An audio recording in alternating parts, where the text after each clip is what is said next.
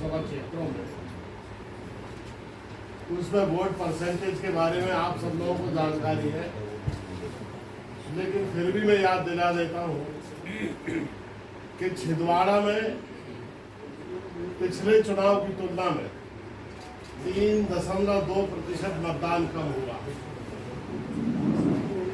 सीधी में पिछले चुनाव की तुलना में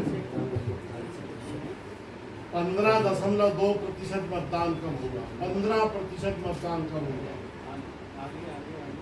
18% कम हुआ। जबलपुर में 9.49% मतदान कम हुआ। जबलपुर में 9.49%। शहडोल में 12% मतदान कम हुआ और मंडला और बालाघाट में 5% मतदान कम हुआ।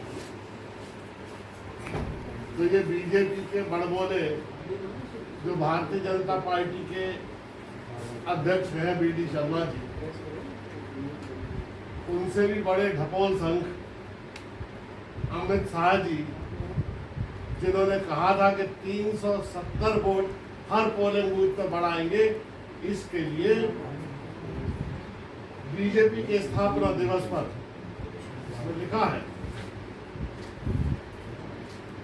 4 लाख कांग्रेस के लोगों को बीजेपी ज्वाइन कराएंगे।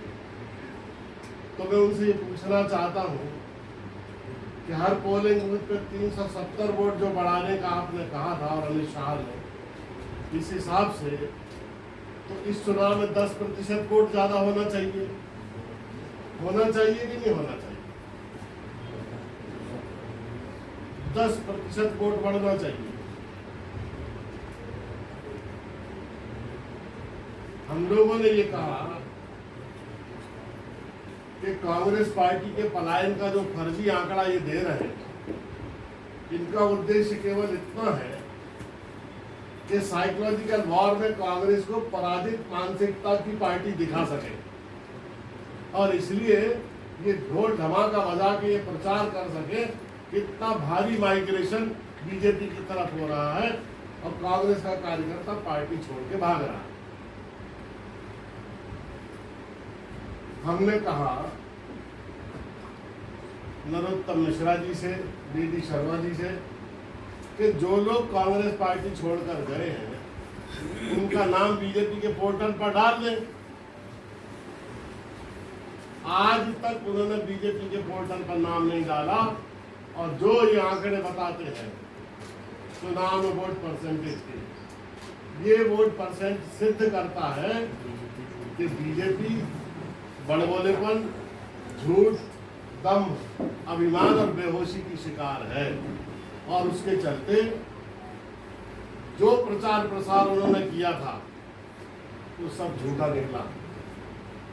मध्य प्रदेश से जो हमने फीडबैक लिया है, पिछले 6 लोकसभा क्षेत्रों में जो मतदान हुआ है, लोग बताते हैं कि भारतीय जनता पार्टी के कार्यकर्ताओं में इतनी उदासीनता कभी नहीं देखी।